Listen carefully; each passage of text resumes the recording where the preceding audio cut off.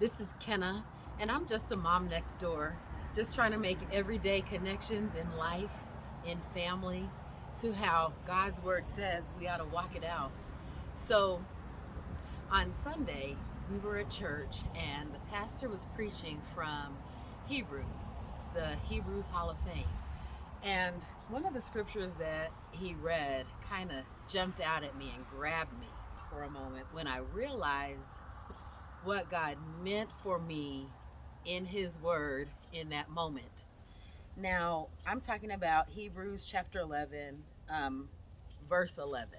One little verse. And when I thought about that verse that says, by faith, Sarah herself also received strength to conceive seed, and she bore a child when she was past the age. For some reason, that got me, because when I thought about my own life and my own circumstances and the own things that I've been praying for and seeking God for on behalf of my family and my children, I felt a little despair at times. I felt like for some reason God just wasn't answering my prayers. And when I read this, and it said that she was past the age, that meant she should have given up hope.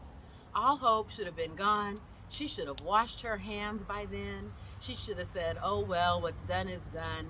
I guess this is where I am. But she believed the one who had promised, and she had faith in the one who had promised. And that just did something for me in my spirit on Sunday. That just made me excited. It encouraged me, to say the least, because what I realize is that we're never at that place where we're past God's promise. We're never at that place where it's too late now.